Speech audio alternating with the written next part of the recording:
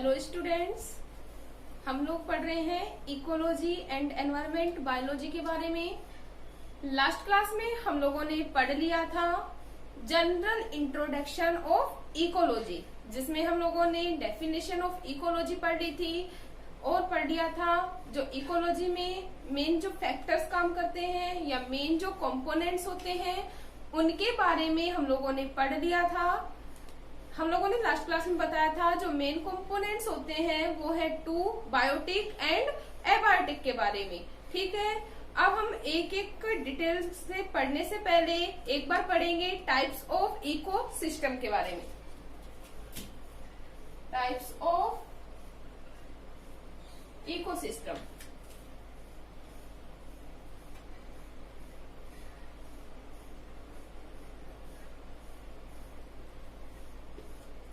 या पारिस्थितिकी तंत्र के प्रकार के बारे में पढ़ेंगे। तो स्टूडेंट्स, जो इकोसिस्टम होता है वो मेनली टू टाइप्स का होता है और कुछ बुक में इसे डिवाइड किया गया है 3 पार्ट्स में, लेकिन अभी हम बात करेंगे 2 टाइप्स के इकोसिस्टम की। जो फर्स्ट इकोसिस्टम होता है वो होता है अपना टेरेस्ट्रियल या स्थलीय इकोसिस्टम, और दूसरा जो इकोसिस्टम होता है वो होता है एक्वेटिक इकोसिस्टम या जलीय पारिस्थितिकी तंत्र। हम देख लेते हैं इकोसिस्टम को डिवाइड किया गया कितने पार्ट्स में, 2 पार्ट्स में। Ecosystem is divide into 2 part. कौन कौन सा? First terrestrial and second aquatic. First terrestrial and second aquatic, मतलब फर्स्ट स्थलीय और दूसरा जो होता है वो कौन सा होता है, जलीय।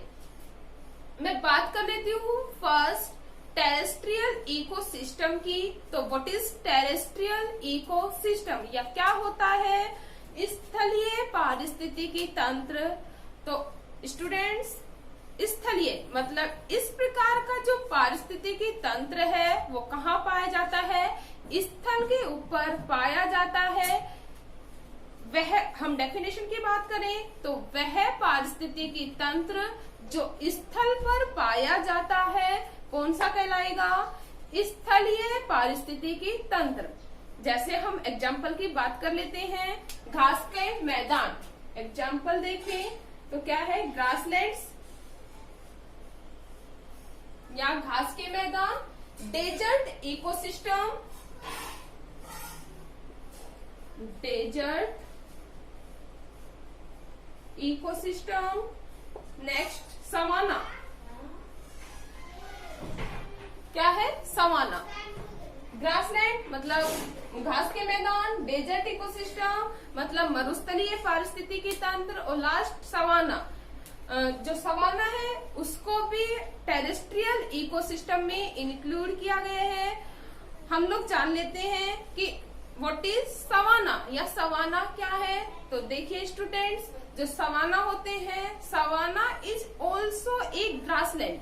सवाना क्या है, सवाना भी एक घास का मैदान है विद स्कैटर्ड ट्री। मतलब savanna is a grassland with scattered tree, मतलब घास के मैदानों में बिखरे हुए पेड़ जो पाए जाते हैं तो वो क्या कहला रहा है, सवाना। मतलब जो टेरेस्ट्रियल इकोसिस्टम है वो स्थल पर कंप्लीट होता है, और इसमें जो इंक्लूड किए हैं grassland, desert ecosystem, savanna, ETC are include in terrestrial ecosystem. दूसरा मैं बात कर लेती हूँ एक्वेटिक इकोसिस्टम की या जलीय पारिस्थितिकी तंत्र। तो स्टूडेंट्स देखिए, जलीय पारिस्थितिकी तंत्र क्या होता है, वह पारिस्थितिकी तंत्र जो जल में होता है या जल में पाया जाता है कौन सा कहलाएगा, जलीय पारिस्थितिकी तंत्र। जो एक्वेटिक इकोसिस्टम है उसे वापस से 2 पार्ट्स में डिवाइड किया गया है। कौन कौन सा देख लेते हैं हम लोग। एक्वेटिक इकोसिस्टम को वापस से कितने पार्ट्स में डिवाइड किया गया है, 2 पार्ट्स में। कौन कौन सा, एक फ्रेश वाटर इकोसिस्टम,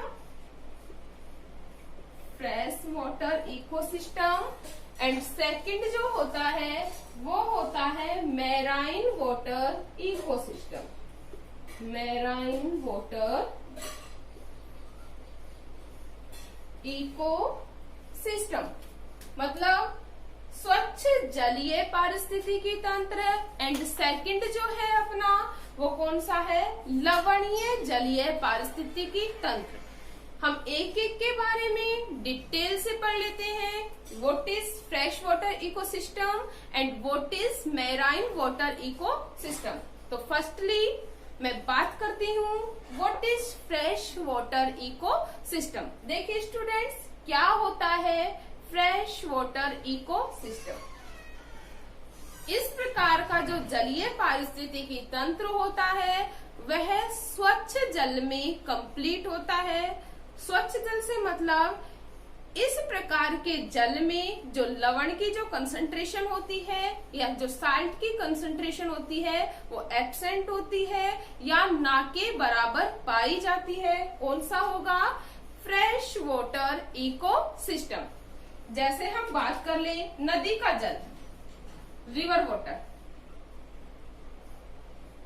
नदियों का जल, तालाब का जल, पॉन्ड वाटर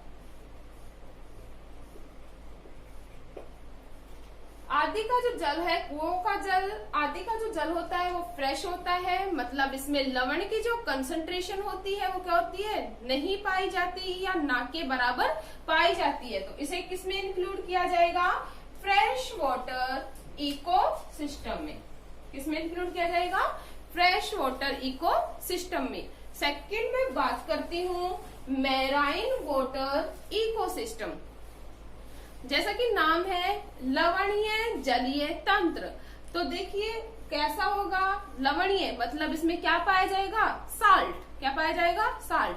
तो देखिए इस प्रकार के इकोसिस्टम में जो जल होता है उसमें साल्ट की कंसंट्रेशन प्रेजेंट होती है। कौन सा कहलाएगा, लवणीय जलीय पारिस्थितिकी तंत्र।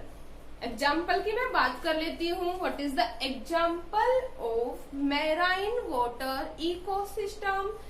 मैराइन का जो सिनोनिम्स है वो बहुत सी बुकों में मिलेगा आप लोगों को, सैलाइन। तो हम marine is synonyms of saline. Example की बात करें जैसे सी वाटर या समुद्री जल, वो कैसा होगा, मैराइन होगा क्योंकि उसमें क्या प्रेजेंट होगा, साल्ट कंसंट्रेशन।